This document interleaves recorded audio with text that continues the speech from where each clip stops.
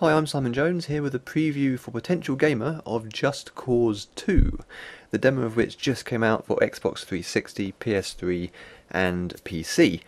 The version I'm looking at here is the PC one, which you can get through Steam. So this is the sequel to the original Just Cause, which came out in 2006.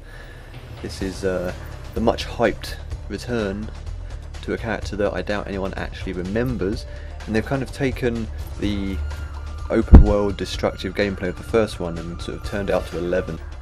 So once the demo starts, we're shown a rather dubious cutscene. Let's take a look. My name is Bolo Santosi.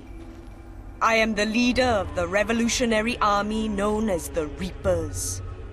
Our goal is for the people of Panau to break the chains of oppression and rise up. Okay, I really can't cope with any more of this. It's possibly the worst acted, worst written and worst shot cutscene in a computer game I've seen for many, many years. It's not just artistically terrible, it's also technically a bit weird with this kind of strange film grain they've put on, like you might have seen in some games like Mass Effect. But here the grain is so extreme, it's incredibly distracting. And then you've got this weird shot where the background's completely out of focus, making the whole thing look like a miniature scene. This isn't the way you'd shoot an actual helicopter in a clearing. Everything about the cutscene is pretty crappy.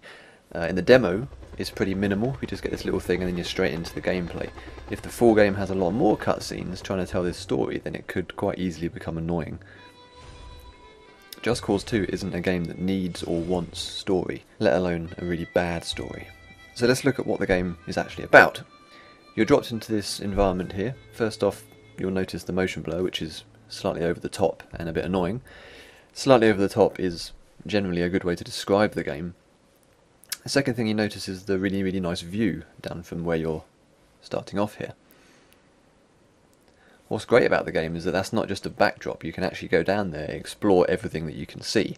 Not in the demo, because you do have some restrictions as to where you can go, but in the full game you've got this giant archipelago of islands that you can roam about on. So this is the order of the day: shooting at stuff and blowing it up.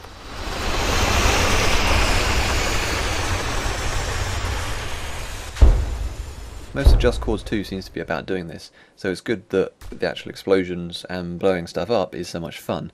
You actually get points for the more destruction you can cause.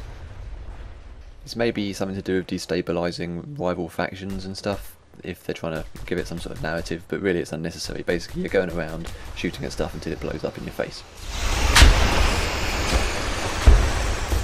So you've got a few ways of moving around. You can run around like this. Alternatively, you've got a grappling hook which can attach to absolutely anything, pull you around at like ludicrous speed, and you'll land sort of where you want without any damage. And you kind of got this weird Spider-Man ability to do this however many times you want. So that's quite useful, because even if you don't have a vehicle, you can still zip around the place nice and quickly. At the same time, you can just jump off stuff like this and go for a little fly. I just did it off the top of the cliff there. You can also do it off the top of airplanes and helicopters and that kind of stuff. And you got an infinite number of parachutes. Not quite sure where he stored them, but they're always there ready to let you fly around the place.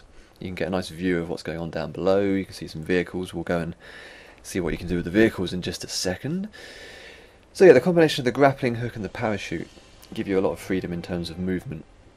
You're never going to find yourself in the middle of nowhere without a vehicle and not able to actually get anywhere. I'm sure everyone has played San Andreas and at some point has been stuck in the desert, their car just exploded, wondering how the hell they're going to get back to civilization.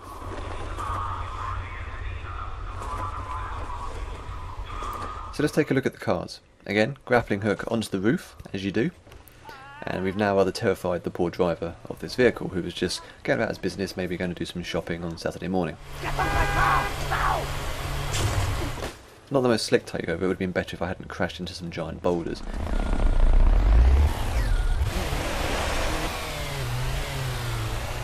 So I'm now off causing lots of havoc. Let's get back on the roof. Oh look, there's a big cliff. Doesn't matter, I've got another parachute. So you can already see the kind of stunt-based gameplay that Just Cause 2 is going for here. There's no real restrictions to it. You can carry on, you can attack however many vehicles you want, jump from one to the other, take them over whenever you want. The interface is quite handy in that on the right you can see the keys there. I presume on the console it's the same, it's always telling you what you can do, so you never miss out on the fact that you can do something cool. having just bailed out this car, you can now see the car in the distance disappearing off, just missing that guy, ploughing through a bunch of trees and then disappearing down into the cavern. That's something that's really satisfying about the game's destruction, in that some of it you do deliberately, some of it just sort of happens in your wake. Hey you! Stop there! Alert! Reports of hostile in the area! All available units respond!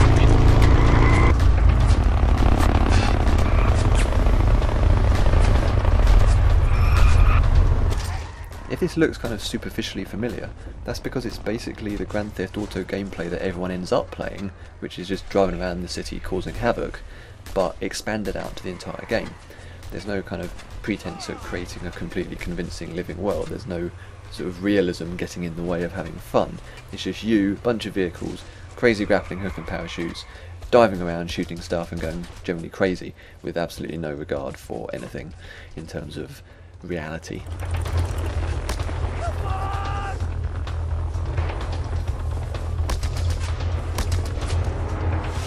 Here, this might be a story mission, I'm not entirely sure. There's some colonel guy that's come up on my interface here that I presumed I was meant to kill. Maybe I was meant to go and talk to him, but anyway, I landed on his roof and got his guys in a panic, so now they're all trying to shoot me.